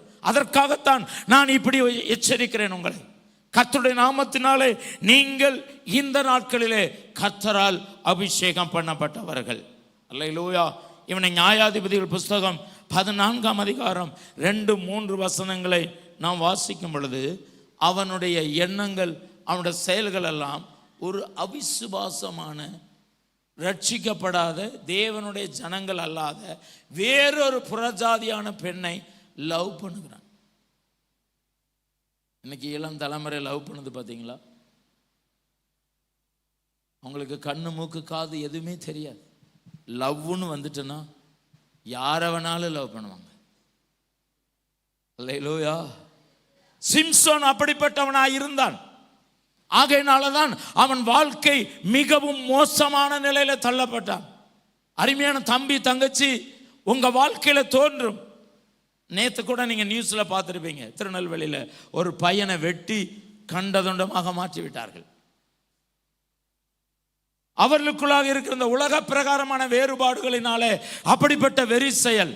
நான் சொல்லுகிறேன், பிசாசானவன் உங்களுக்குள்ளாக அப்படிப்பட்ட மாய்மாலத்தின் இச்சையின் ஆவிகளை உங்களுக்குள்ளாக பூத்தி வைத்திருப்பானால் நீங்கள் கண்ணுக்கு கண்டதெல்லாம் உங்களுக்கு குளிர்ச்சியானது போல காணப்படும். ஆனால் தோற்றத்திலே அப்படி காணப்பட்டாலும் உள்ளான உங்கள் தனிப்பட்ட வாழ்க்கையிலே நீங்கள் இன்னும் படு மோசமான வழியிலே போய் கொண்டிருக்கிறீர்கள். ஆகையினால தான் பிள்ளைகளுக்கு சொல்கிறேன், பசங்களுக்கு சொல்கிறேன், நீங்க படிக்கிற காலங்களிலே மனம் திரும்பாத, ரட்சிக்கப்படாத, தேவ பிள்ளைகள் அற்ற ஆமென் புறஜாதியான மார்க்கத்தில் எந்த விதத்திலும் நீங்கள் பெண் எடுக்கவோ பெண் கொடுக்கவோ பெற்றோர்களாகிய உங்களுக்கு நான் சொல்லுகிறேன், அதை நீங்கள் கவனத்தில் கொள்ளுங்கள். வாலிப தம்பி தங்கச்சிமார்களுக்கு சொல்லுகிறேன், ரட்சிக்கப்படுகிறவர்களை, ரட்சிக்கப்படாதவர்களை நீங்கள் விரும்பி காதலித்து வந்து அவளை தான் கட்டுவேன், அவனை தான் நான் கட்டுவேன் என்று சொல்லி பிடிவாதமாக இருப்பீர்களானால் உங்க வாழ்க்கையினுடைய முடிவு வரைக்கும் சிரமப்படுவீர்கள். இது சாபம் அல்ல, இது உண்மை. அல்லேலூயா, அல்லேலூயா, ஹல்லேலூயா. நான் தேவனுடைய பிள்ளை, நான் கர்த்தருடைய பிள்ளை. ஆகையினாலே கர்த்தர் என்னை குறித்து என்ன நினைக்கிறார் என்று யோசித்து பார்த்து அப்படி நீங்கள் வாழ பழகுங்கள். நீங்கள் நல்ல வேலை பார்க்கிறவர்கள், இப்பொழுதெல்லாம் பசங்களெல்லாம் நல்ல ஜிம் பாடியோடு கூட 6 பேக்ஸ் வைத்து அப்படியாக்கும் இப்படியாக்கும் சொல்லி ஒரு பெரிய தோற்றத்தில் காணப்படுவார்கள். உங்களுக்கு அவர்கள் நல்லவர்களாகத்தான் தோன்றுவார்கள். ஆனால் உள்ளத்தில் அவர்கள் கல்லறைக்குள்ளாய் இருக்கிறது என்று சொல்லி நீங்கள் அறியவில்லை. அல்லேலூயா. அவர்கள் உங்களை ஏமாற்றுகிறது போல எத்தனையோ பெண்களை ஏமாற்றி அவர்களுடைய வாழ்க்கை சீரழித்த நபர்கள் என்பதை ஒரு கணம் நீங்கள் யோசிக்க வேண்டும். அதே போல பெண் பிள்ளைகளுக்கு நான் சொல்லுகிறேன், நீங்கள் உங்களுடைய கண்களுடைய பார்வைக்கு, அருமையான தம்பிமார்கள், ஆமென், உங்களுடைய வாழ்க்கையில பெண்களை நீங்கள் பார்க்கும் பொழுது கவர்ச்சிக்கிறது போல காணப்படும். ஆனால் அவர்கள் எவ்வளவு படு சாக்கடை என்பதை நீங்கள் உணர்ந்து காணப்பட வேண்டும். அப்பதான் உங்க வாழ்க்கையில தப்பிப்பீர்கள். சம்பாத்தியம் பண்ணலாம், லட்சக்கணக்கில் நல்ல தோற்றத்தில் காணப்படலாம், நல்ல வசதியாக இருக்கலாம், அதெல்லாம் நமக்கு பெருசல்ல. ஆனால் கர்த்தருக்கு பிரியமாய் வாழுகிறானா, கர்த்தருக்கு பிரியமாய் வாழுகிறாளா என்பதை நீங்கள் மனதில் கொண்டு உங்கள் வாழ்க்கையில் காணப்படுங்கள். அப்பொழுதுதான் உங்கள் குடும்பம் நரகத்திற்கு தப்பும். பெற்றோர்களாகி நான் உங்களுக்கு சொல்லுகிறேன், சொத்து சுகங்கள் வசதிகளை பார்த்து உங்கள் பிள்ளைகளை பலிகடாவாக மாற்றி விடாதீர்கள். ஜாதிகளை பார்த்து, கலரை பார்த்து, வசதியை பார்த்து உங்கள் பிள்ளைகளை அதற்குள்ளதாக நீங்கள் ஆமென் தள்ளிவிடாதீர்கள். அவர்கள் வாழ்நாள் முழுவதும் அவர்கள் சிரமப்பட போகிறார்கள் என்பதை மறந்து விடாதீர்கள். சந்ததிக்கென்று நாம் வாக்குத்தத்தத்தை வாசிக்கிறோம். ஏசாயாவில் தினமும் அறிக்கை பண்ணுகிறோம், நம்முடைய சந்ததி சந்தானம் எப்படிப்பட்டதாக கர்த்தர் மாற்றுவேன் என்று சொல்லியிருக்கிறார். ஆனால் நம்முடைய சந்ததிகள் சந்தானங்கள் கர்த்தருக்கு பிரியமானதாய் காணப்பட வேண்டும். சிம்சோனை எல்லாரும் நல்லவன் என்று நினைத்தார்கள். அதே வேளையில் அவன் ஒரு மோசமான வாழ்க்கை இன்னொரு பக்கத்தில் வாழ்ந்து கொண்டிருந்தான். தேவனால் அபிஷேகம் பண்ணப்பட்டவன் தான்.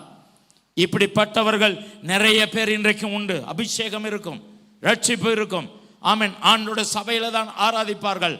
ஆனால் வெளி உலகத்தில் போகும் பொழுது அவர்கள் மறைமுகமாக சில பாவ காரியங்களில் ஈடுபட்டு கொண்டு காணப்படுவார்கள். அவர்கள் வாழ்க்கையும் இரட்டை வாழ்க்கை, ஆபத்து நிறைந்த வாழ்க்கை. அல்லேலூயா, அல்லேலூயா. சபைக்குள்ளாக வரும்பொழுது ஒரு தோற்றத்தில் இருப்பார்கள், பக்திமான் போல, பயபக்தி உள்ளவர்கள் போல. ஆனால் வீட்டிலே வெளியிலே அவர்கள் வேற ஒரு தோற்றத்தில் காணப்படுவார்கள். இப்படிப்பட்டவர்களும் இரட்டை வாழ்க்கை வாழுகிறார்கள் என்பதை மறந்து போக வேண்டாம். அல்லேலூயா. நாம் ரட்சிக்கப்பட்டவர்கள், நாம் பரிசுத்தவான்கள், நாம் நீதிமான்கள் என்று அவர்களை நினைக்கிறோம். ஆனால் அவர்கள் இன்னொரு பக்கத்திலே அவர்கள் உலகத்தோடு கூட தான் காணப்படுகிறார்கள். உங்கள் ஐக்கியம் புறஜாதிகளோடு, சபையை காட்டிலும் வெளியில் உள்ளவர்களோடு கூட அதிகமாய் நீங்கள் காணப்படுமானால் உங்களுக்கு அந்த இன்ஃப்ளூயன்ஸ் தான் வரும். ஆமென், அல்லேலூயா. சபையில் நீங்கள் ஒழுங்காக பங்கு பெறலாம், ஞானஸ்நானம் எடுக்கலாம். அதே நேரத்தில் நீங்கள் வெளி உலகத்தில் எப்படி வாழுகிறீர்கள் என்பதை ஒரு விசை யோசித்து பாருங்கள். புறஜாதியான பெண், ரட்சிக்கப்படாத விக்கிரக ஆராதனை குடும்பத்தில் பெண்ணோ மாப்பிள்ளையோ எடுக்கும் பொழுது, ஆமென், யோசித்து பாருங்கள், உங்கள் பிள்ளைகளை நரகத்தில் தள்ளுகிறீர்கள். உங்கள் குடும்பத்தை, அடுத்த சந்ததியை நீங்கள் நரகத்தில் தள்ளுகிறீர்கள். ரட்சிக்கப்படாத அவிசுவாசம் இங்கே ஒரு காரியம் செய்வார்கள். சபையில் வரும்பொழுது சபைக்கேற்றபடி திருமணம் செய்வார்கள். ஆனால் பெண் வீட்டாரோ மாப்பிள்ளை வீட்டாரோ ரட்சிக்கப்படாதவர்கள் இருந்தால் அவர்களுக்கு ஏற்ற விதத்தில் இன்னொரு சாங்கயம் பண்ணுவார்கள். நரகம் உறுதி. அல்லேலூயா. கவனமாய் காணப்படுவோம். கர்த்தர் நம்மை ஏற்படுத்தி இருக்கிற காரியத்தில் நாம் உறுதியாய் காணப்படுவோம். எந்த விதத்திலும் நான் வேறுபட்டவள் அல்லாவிட்டால் உலகத்தோடு கூட இசைந்து போகிறவர் எந்த கேட்டகரியில் இருக்கிறீர்கள் என்பதை நீங்கள் யோசித்து பாருங்கள். கர்த்தர் உங்களை ஆசீர்வதிப்பார். இரண்டாவது காரியம், ஸ்பிரிச்சுவல், அன்ஸ்பிரிச்சுவல் ரெண்டுமே காணப்படும். ஆவிக்குரிய தன்மையும் இருக்கும், மாமிசத்திற்குரிய தன்மையும் இருக்கும் சிலருடைய வாழ்க்கையில். அல்லேலூயா. நம்ம கூட பேசும் பொழுது அப்படி பேசுகிறார். வெளியில் போய் அந்த கேட்டை விட்டு வெளியே போனோன்னு அவங்க வார்த்தை மாறும், அவங்க நடக்கை மாறும், அவங்க வாயில் நல்ல வார்த்தைகள் கெட்ட வார்த்தைகள் புறப்படும். எதை பேசினாலும் இங்கிலீஷ் வார்த்தை பேசுவாங்க. அல்லேலூயா, அல்லேலூயா. தகாத காரியங்களை அவர்கள் நடப்பிப்பார்கள். மாமிச வேதம் சொல்லுகிறது, ரோமர் புஸ்தகம் 8ஆம் அதிகாரம் 7வது வசனம் இவ்வாறு சொல்லுகிறது. ரோமர் புஸ்தகம் 8ஆம் அதிகாரம் 7வது வசனம், எப்படி என்றால் மாம்ச சிந்தை தேவனுக்கு விரோதமான பகை அது தேவனுடைய நியாயப்பிரமாணத்திற்கு கீழ்ப்படியாமலும் கீழ்ப்படிய கூடாமலும் இருக்கிறது. கீழ்ப்படிய கூடாததுமாய் இருக்கிறது. எப்படிப்பட்டதா இருக்கிறது? மாமிச சிந்தை. நாம் எதை யோசித்தாலும் உலக பிரகாரமாக, அல்லாவிட்டால் லஸ்ட் சம்பந்தமாக, அல்லாவிட்டால் நாம் இந்த உலகத்தினுடைய ஆசா பாசங்கள், ஆமென், இப்படிப்பட்டதான விஷயங்களிலே நம்முடைய சிந்தனையை நாம் அடிமைப்படுத்தி வைத்திருப்போமானால் வேதம் சொல்லுகிறது, அப்படிப்பட்டவர்களுக்கு மேல் தேவன் பிரியமாய் இருக்க மாட்டார். அல்லேலூயா. மாமிச சிந்தை மரணம் என்று இன்னொரு இடத்துல சொல்லப்படுகிறது. அது தேவனுக்கு விரோதமான பகை என்று சொல்லப்படுகிறது. எதை யோசித்தாலும் நீங்கள் உலகத்திற்கு அடுத்தவைகளையே நீங்கள் சிந்தித்துக் கொண்டிருப்பீர்கள், ஆனால் அது தேவனுக்கு பிடிக்காதது. ஆமென், அல்லேலூயா. சிம்சோன் வெளி தோற்றத்திலே அப்படிப்பட்டவனாய் இருந்தான். ஆனால் மாமிசத்திலே, அவன் மனதிலே அவன் இன்னொரு பக்கத்திலே சிறைப்பட்டு இருந்தான். கெட்டுனா இந்த பெண்ணை தான் கெட்டுவேன். அல்லேலூயா. இப்பவும் அப்படிப்பட்ட ஆசாமிகள் இங்கே இருப்பாங்க. கெட்டுனா அவளை தான் கெட்டுவேன், கெட்டுனா அவனை தான் கெட்டுவேன். தொலைஞ்சது வாழ்க்கை. ரட்சிக்கப்பட்டிருக்காங்களா, ரட்சிக்கப்படலையா, தேவனுடைய பிள்ளைகளா, தேவனுடைய பிள்ளைகள் இல்லையா, இது கர்த்தருக்கு பிரியமா, இது கர்த்தர் விரும்பாததா, விரும்புகிறதா, ஒன்றுமே யோசிக்க மாட்டாங்க. அவங்க யோசிக்கிறது எல்லாமே எப்போ அந்த பெண்ணை கல்யாணம் முடிப்பேன், எப்போ அந்த பையனை கல்யாணம் முடிப்பேன், முடிஞ்சதா? அல்லேலூயா, அல்லேலூயா. ஆகையினாலே ஆவியானவர் நமக்கு எச்சரிக்கிறது என்னவென்றால், நாம் இந்த நாட்களில், அவன் 20 வருஷம் அவ்வளோ ஒரு பெரிய தலைவராக இருந்தாலும் அவன் வாழ்க்கையில் மாற்றமே காணப்படவில்லை. இன்னொரு பக்கத்தில் வெளியில் அந்த இஸ்ரவேல் ஜனங்கள் எல்லாம் அவனை ஒரு நியாயாதிபதியாக, ஒரு நல்ல மனுஷனாக, நல்ல நியாயம், ஒருவேளை நல்ல நியாயம் தீர்ந்திருக்கலாம், நேர்மையானவனாக இருந்திருக்கலாம், அவன் ஜனங்கள் மத்தியிலே நல்ல ஒரு போற்றப்படத்தக்கவனாய் காணப்பட்டிருக்கலாம். இவனை பார்க்கும் பொழுது அவன் தலைமுடி நிறைய வளர்த்துருக்கிறான், சடையாக போட்டிருந்திருப்பான். அப்போ அவனை பக்திமை, இப்போ நிறைய சாமியார்கள் எல்லாம் அப்படி தோற்றத்தில் வெளிப்படுகிறார்கள். அல்லேலூயா. சில பாஸ்டர்மார்களும் அப்படி வெளி தோற்றத்தில் அப்படி காணப்படுகிறார்கள். ஆகையினாலே நான் உங்களுக்கு சொல்கிறேன், வெளி தோற்றத்தை வைத்து நாம் யாரையும் நல்லவர்கள் என்று சொல்லக்கூடாது. அல்லேலூயா. சிம்சோனை போல இன்னொரு பக்கத்திலே அவர்கள் மாய்மாலமான வாழ்க்கை வாழுவார்கள், மாமிச சிந்தையோடு கூட வாழுவார்கள். ஆகையினாலே அவளை குறித்து ஜாக்கிரதையாக காணப்படுங்கள். அல்லேலூயா. மூன்றாவது காரியம் சொல்லி நான் முடிச்சிருந்தேன், நேரம் முடிஞ்சிட்டு. மத்தேயு சுவிசேஷம் 23:28 ஏற்கனவே வாசித்தோம். அந்த வசனம் இவ்வாறு சொல்லப்பட்டிருக்கிறது, வாசிக்கலாம். மனுஷருக்கு முன் 23:28, அப்படியே நீங்களும் மனுஷருக்கு நீதிமான்கள் என்று புறம்பே காணப்படுவீர்கள். உள்ளத்திலோ மாயத்தினாலும் அக்கிரமத்தினாலும் நிறைந்திருக்கிறீர்கள். மோசமானவர்கள், நல்லவர்கள். மனுஷருக்கு முன்பாக நீதிமான், ஆனா உள்ளத்துல பார்க்கும் பொழுது என்ன இருக்குது? மாய்மாலம், அக்கிரமம். எதை எடுத்தாலும் உள்ளத்தில் ஒரு வெஞ்சன்ஸ், ஒரு ஆமென், அப்படிப்பட்ட ஒரு கீழ்த்தரமான எண்ணங்கள். இதுதான் குட் அண்ட் பேட், ரெண்டுமே அவளுக்குள்ளாக இருக்கும். இது ஒரு மாய்மாலம், இரட்டை வாழ்க்கை. அல்லேலூயா. கவனம். பொது இடங்களிலே நல்லவர்கள் போல இருப்பார்கள், ஆனால் வீட்டில் அவளை குறித்து விசாரிக்கும் பொழுதுதான் அவளுடைய உண்மையான தோற்றம் வெளிப்படும். ஒரு புருஷனை குறித்து மனைவியிட்ட கேட்டால் தான் தெரியும், மனைவியை குறித்து புருஷனிடத்துல கேட்டால் தான் தெரியும் அங்கே அவங்க எப்படி இருக்கிறாங்க, அவங்களோட வாழ்க்கை எப்படி போகிறது, அவர்களுடைய ஆவிக்குரிய வாழ்க்கை, உலக வாழ்க்கை எப்படி இருக்கிறது என்று கண்டுகொள்ளலாம். ஆகையினால அதை எந்த புருஷனும் எந்த மனைவியும் தன்னுடைய லைஃப் பார்ட்னரை விட்டு கொடுக்க மாட்டார்கள். நல்லதுதான், அப்படிதான் இருக்கணும். ஆனால் உங்கள் தனிப்பட்ட வாழ்க்கையிலே, உங்களுடைய ஆமென் எந்த ஒரு பொது வாழ்க்கையிலும் நீங்கள் இரட்டை வேஷம் தரிக்காமல் உண்மையான முகத்தோடு கூட காணப்பட வேண்டும். அல்லேலூயா.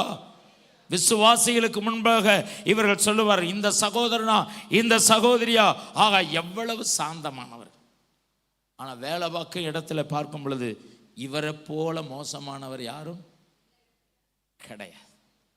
அங்கதான் தன்னுடைய அவளுடைய உண்மையான தோற்றம். எப்படி ஆனாலும் ஒரு நாளிலே நம்முடைய வெளிச்சம், அதாவது அந்தரங்கம் வெளிச்சத்திற்கு வரும். ஆண்டவர் ஒரு நாளும் ரட்சிக்கப்பட்டவர்களை மூடி மறைச்சிட்டே போக மாட்டார். ஒரு நாள் கொண்டு வந்து நியாயத்தில் என்ன செய்வார்? நிறுத்துவார். அப்போ அவமானப்பட வேண்டியிருக்கும், அப்போ நாம் தலைகுனிய வேண்டியிருக்கும், அப்பொழுது கண்ணீர் விட்டு கதற வேண்டியிருக்கும். அதற்கெல்லாம் ஏன் இடம் கொடுக்க வேண்டும்? அப்படியே இடம் அவன் கண்ணீர் விட்டு கதறி அழுதாலும் அவன் ஏசாவை போல ஆண்டவருடைய ஆசீர்வாதத்தை பெற முடியாமலே போய்விடும். அதற்காகத்தான் நான் சொல்லுகிறேன், நம்முடைய வாழ்க்கை இரட்டை வாழ்க்கை வாழக்கூடாது. ஆமென். நம்முடைய சுபாவங்களிலே இரட்டையான காரியங்கள் காணப்படக்கூடாது. இன்னொரு காரியத்தை நான் பார்க்கலாம். எபேசியர் 4:14 வசனம் இவ்வாறு சொல்கிறது.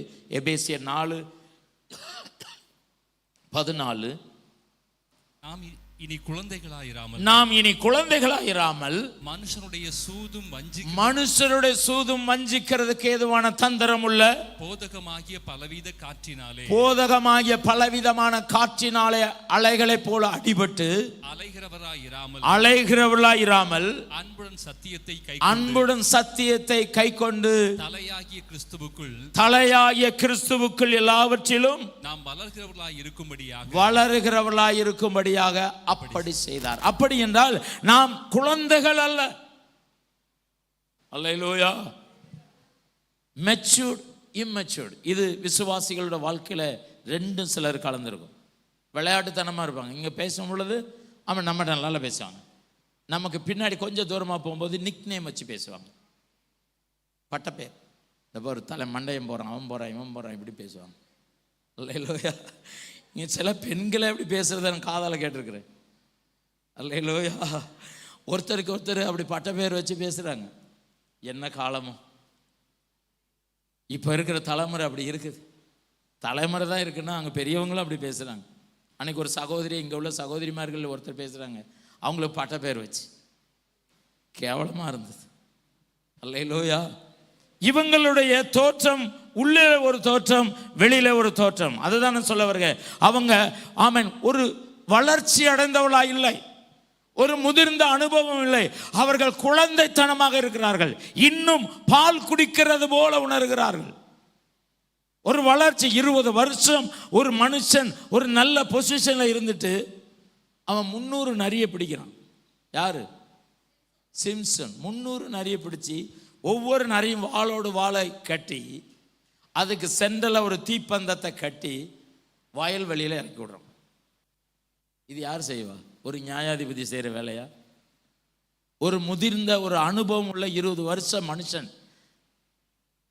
அவன் நல்ல வயது சென்றவன், நல்ல மெச்சூர்டு அனுபவம் உள்ள மனுஷன் செய்கிற வேலையா? எதற்காக செஞ்சான் தெரியுமா? இப்பவும் ஆட்கள் இருக்கிறாங்க, பழிக்கு பழி வாங்குற ஆட்கள். அல்லேலூயா. வளர்ச்சி இல்லாவிட்டால் இப்படி சில்லறத்தனமான வேலைகள் அவன் செய்கிற ஆட்கள் இருக்கிறார்கள். ஏன் சொல்லுகிறேன் என்றால், நம்முடைய வாழ்க்கையில ஒரு அனுபவம் வேணும். இவன் விரும்பின பெண்ணை அவங்க அந்த பொண்ணோட அப்பா வேறொருத்தனுக்கு கட்டி கொடுத்துட்டான். என்ன நடந்ததுன்னா அதுதான். சிம்சன் விரும்பின பெண்ணை வேறொருத்தனுக்கு அவங்க அப்பா கட்டி கொடுத்துட்டான். அதற்காக அவங்க குடும்பத்தை பழி வாங்கிறதுக்காக இந்த வேலையை செய்யறான். ஒரு தலைவன் செய்கிற வேலையா? அல்லேலூயா. ஜாக்கிரதை. நம்முடைய வாழ்க்கையிலே நாம் ஒரு குறிப்பிட்ட காலங்கள் நாம் ஒருவேளை சைல்டிஷாக இருந்திருக்கலாம், விளையாட்டுத்தனமாக இருந்திருக்கலாம், குழந்தைத்தனமாக இருந்திருக்கலாம். ஆனால் நம்முடைய காலங்கள் வளர்ச்சி அடைய சிலர் பார்த்தீங்கன்னா கோல் மூட்டுவாங்க, பட்டர் போடுவாங்க. பட்டர் போடுறது, கோல் மூட்டுறது, அப்படியே அவங்க முன்னாடி ஒரு மாதிரி பேசுறது, அவங்கள அப்படியே உயர்த்தி பேசுறது. அல்லேலூயா. அவங்கள குறித்து குறைவாக பேசுறது, அவங்கள அவளா ஐயோ இவளா ஐயோ. அது பெண்கள் மத்தியில் ரொம்ப சகஜம். கொஞ்சம் விட்டாச்சுன்னா அவங்க விழாவாரியாக பேசிடுவாங்க. மெச்சூரிட்டி, ஒரு வளர்ச்சி வேணும். வளர்ச்சி இல்லாமலேயே இன்னைக்கு நிறைய விசுவாசிகள் சபைக்குள்ளாக இருக்கிறார்கள். ஆகையினால தான் சில சபைகளில் குழப்பம். நம்ம சபையில் அதுக்கு இடம் கொடுக்கறதில்ல. கேட்பாங்க சிலர், பாஸ்டர் அவங்க வரலையா? அவங்க வந்தனா வராட்டினா உங்களுக்கு என்ன? அவங்களுக்கும் உங்களுக்கும் பிரச்சனையா? அப்படி எப்படி நீங்க சொல்ல முடியும்? நம்ம அப்படித்தானே கேட்க தோணும். ஆனா கேட்டனா அடுத்து வேற சபைக்கு ஓடிடுவாங்க. இவ்வளவு அவர்கள் சில்லறத்தனமாக காணப்படும். அவர்களிடத்துல விசாரிக்கலாம், சிஸ்டர் பிரதர் உங்களை காணமே, சபையில் உங்க குடும்பத்தை காணமே, நீங்க என்ன? அவங்க சொல்லுவாங்க, நான் வெளியூர் போயிருந்தேன், அல்லாவிட்டால் எனக்கு ஒரு அத்தியாவசியமான வேலை இருந்தது, அல்லாவிட்டால் 2வது சர்வீஸ்க்கு வந்தேன், ஆகையினால நீங்க பார்க்க முடியல. அதை விவரமா அவங்க சொல்லியிருப்பாங்க. அவங்க உங்களை குறித்து அப்படி சொன்னாங்க, இவங்க சொன்னாங்க, அவங்க பிள்ளை இவங்ககிட்ட பேசியிருந்தாப்புல, அந்த பையன் இன்னொரு பொண்ணுகிட்ட பேசினான். இதெல்லாம் உங்களுக்கு எதுக்கு வேலை? அப்படி தவறாக கண்டுபிடித்தீர்கள் ஆனால் அவர்களுக்காக நீங்கள் ஒரு நேரம் உபவாசம் பண்ணி ஜெபம் பண்ணுங்க. அல்லேலூயா. இங்கேயும் அங்கேயுமாக போய் சொல்ல வேண்டிய அவசியம் என்ன? அதுதான் குழந்தைத்தனம் சபைக்குள்ளாக இருக்கிறது. சில சபைகளில் இதே வேலை தான். ஆனால் நம்ம சபையில் ஆண்டோட கிருபையினால இந்த 28 வருஷமாக அந்த வேலைக்கு இடமே இல்லை. அப்படி பேசுகிறவங்க இருக்கிறாங்க. ஆனால் அவங்கள நம்ம கண்டுக்கிட்டதே கிடையாது. அவங்கள்ட்ட அப்படியா அப்படின்னு கேட்டால் தான் பிரச்சனை வளர்ச்சி அடைய ஆரம்பிக்கும். இந்த காதலை வாங்கி இந்த காதலை விட்டுட்டு போயிட்டே இருக்கணும். இது ஏதோ குழந்தைத்தனமான ஆள் போல அப்படின்ட்டு. அல்லேலூயா. மெச்சூரிட்டி இருக்கும், இம்மெச்சூரும் இருக்கும். ஆகையினால அப்படிப்பட்ட வாழ்க்கையும் நம்முடைய ஆவிக்குரிய வாழ்க்கையில வாழக்கூடாது என்று கர்த்தர் சொல்லுகிறார். அல்லேலூயா, அல்லேலூயா. ஆகையினால இரட்டை வாழ்க்கை நமக்கு என்னைக்குனாலும் ஆபத்து. எழும்பி நிற்போமா? நேரமே முடிஞ்சிச்சு. நான் முடிக்கல, இன்னும் இருக்கு. ஆனால் நம்ம வாழ்க்கையில நாம் எந்த விதத்திலும் நாம் இழந்து போகக்கூடாது என்பதற்காகத்தான் இவைகளெல்லாம் உங்களுக்கு நான் சொல்லுகிறேன்.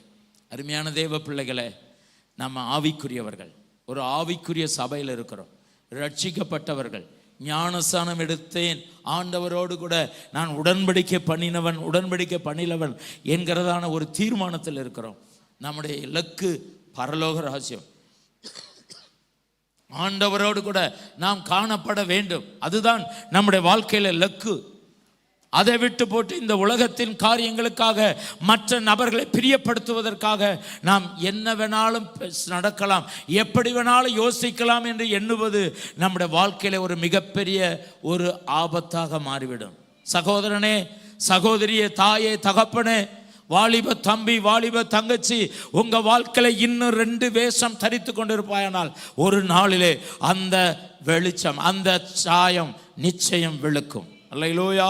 அது ஒரு நாளிலே உன்னை அவமானத்திற்குள்ளதாக, உன்னை ஒரு கஷ்டத்துக்குள்ளாக, வேதனைக்குள்ளாக உட்படுத்த நேரிடும் பொழுது நீ வருத்தப்பட்டாலும் அதில் ஒரு பயனும் கிடைக்காது. ஆகையினாலே இந்த மீதமுள்ள 5 மாதங்களுக்குள்ளதாக கர்த்தர் உங்களுக்கு கொடுக்கப்பட்ட ஒவ்வொரு நாட்களையும் நீங்கள் சரியாக பயன்படுத்துங்கள். உங்கள் வாழ்க்கை சரியாக எடுத்து கட்டி எழுப்புங்கள். அப்பொழுதுதான் நீங்கள் ஆசீர்வாதமாக காணப்படுவீர்கள். ஒரு வேறுபட்ட வாழ்க்கை என்றால் வேறுபட்ட வாழ்க்கை வாழுங்கள். பரிசுத்தமாய் காணப்பட வேண்டுமானால் பரிசுத்தமாய் வாழுங்கள். மாய்மாலம் நமக்கு வேண்டாம். வெளி வேஷமான வாழ்க்கை வேண்டாம். ஆமென். இப்படி இருக்க வேண்டும், அப்படி இருக்க வேண்டும் என்கிறதான வெளி பிரகாரமான காரியங்கள் வேண்டாம். நம்முடைய எண்ணம் எல்லாம் கர்த்தரை போலவே மாறும். ஆமென். எனக்குள்ளாக இப்படிப்பட்டதான இரட்டை வாழ்க்கை காணப்படுது. எல்லாருடைய கண்கள் மூடி இருக்கட்டும். உங்களுக்காக நான் ஜெபம் பண்ண போகிறேன். இது சபையில் தான் ஜெபம் பண்ண முடியும். யாரும் கண்களை திறந்து பார்க்க வேண்டாம். உங்கள் கண்களை மூடிக்கொள்ளுங்கள். கர்த்தர் உங்களை பார்க்குறார். ஆகையினாலே நான் இன்றைக்கு இயேசு வருவாரானால் கைவிடப்படுவேன். ஆனால் என் வாழ்க்கை மாற வேண்டும் என்பதற்காக கர்த்தர் இந்த காலவேளையில் எனக்கு ஒரு எச்சரிப்பை கொடுத்திருக்கிறார். நான் அதற்கு உடன்படுகிறேன். ஆண்டவர் என்னை மாற்றி அமைப்பாராக. நான் ஆசீர்வாதமாய் மாறவே கர்த்தர் என்னை ஏற்படுத்தி வைத்திருக்கிறார். எனக்காக செபியுங்கள் என்று சொல்லுவீர்களானால் உங்கள் வலது கரத்தை உயர்த்தி காட்டுங்கள்.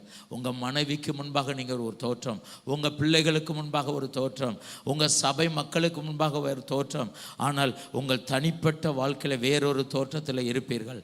அந்த வாழ்க்கை மாற வேண்டும் என்று விரும்புவீர்களானால் ஆண்டவருக்கு முன்பாக உங்களை ஒப்புக் கொடுங்கள். கர்த்தர் உங்களுக்கு உதவி செய்ய அவர் காத்திருக்கிறார். ஆண்டவரே, கரங்களை உயர்த்தி வைத்து செபிக்கிறதான என் அருமையான சகோதர சகோதரிகளுக்காக செபிக்கிறேன். இந்த உலகம் எங்களை ஒரு நாளில் ஏமாற்றிவிடும். சிம்சோன் அப்படித்தான் உலகத்தை ஏமாற்றி கொண்டிருந்தான். ஆமென். இஸ்ரவேல் ஜனங்களை ஏமாற்றி கொண்டிருந்தான். ஒரு நாள் 2 நாள் அல்ல, 20 வருஷம் அவன் ஏமாற்றி இருக்கிறான். ஆனால் எங்கள் வாழ்க்கையில் ஆண்டவரே ஒரு நாள் கூட நாங்கள் உம்முடைய ரட்சிப்பை, ஆண்டவரை நீர் எங்களுக்கு கொடுத்த மனம் திரும்புதலை, எங்களுக்கு கொடுத்த இந்த விலையேற பெற்ற வாழ்க்கையை நாங்கள் இழந்து போகக்கூடாது. ஆண்டவரே, எங்களுக்கு கர்த்தர் கிருபை தாங்க. நாங்கள் விரும்புகிறது தான் நடக்கணும் என்று அல்ல, எங்கள் தேவன் எங்கள் வாழ்க்கையில் விரும்புகிறது மட்டும் நடக்கணும். ஆண்டவரே, கர்த்தர் அப்படியான கிருபைகளை கொடுங்க. உம்முடைய பிள்ளைகளை கர்த்தர் ஆசீர்வதிங்க. அவளிடத்தில் பாவங்கள் இருக்குமானால், அல்லாவிட்டால் அவிசுவாசமான விக்கிரக ஆராதனை செய்கிறவளோடு கூட தொடர்பு இருக்குமானால் ஜெபம் பண்ணி அதிலிருந்து விட்டுவிட உதவி செய்யுங்க. காதல் என்ற வலையிலே ரட்சிக்கப்படாத பெண்ணோடு, ரட்சிக்கப்படாத பையனோடு தொடர்பு இருக்குமானால் ஆண்டவரே, உங்கள் சமூகத்தில் அவர்கள் அதை ஜெபித்து விட்டு தூரத்தில் எரிந்துவிட அவளுக்கு கிருபை தாங்கப்பா.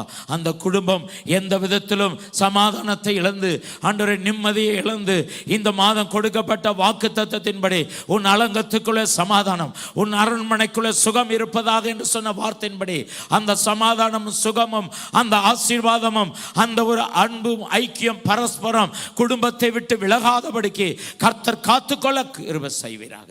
உடைய பிள்ளைகளை ஆசீர்வதிங்க. இந்த 8வது மாதத்தில் உடைய பிள்ளைகளுக்கு ஒரு பெரிய மாற்றத்தை கத்தத்தாங்க. ஆசீர்வாதமாய் நடத்துங்க. இயேசுவின் நாமத்தில் பிதாவே. என் ஆத்துமாவே கர்த்தரை ஸ்தோத்திரி,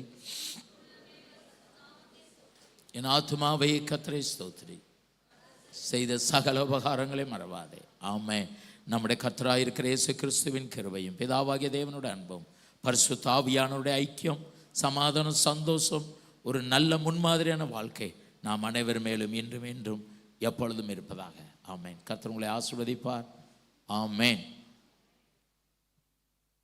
இன்றைக்கு மட்டும் வாழ்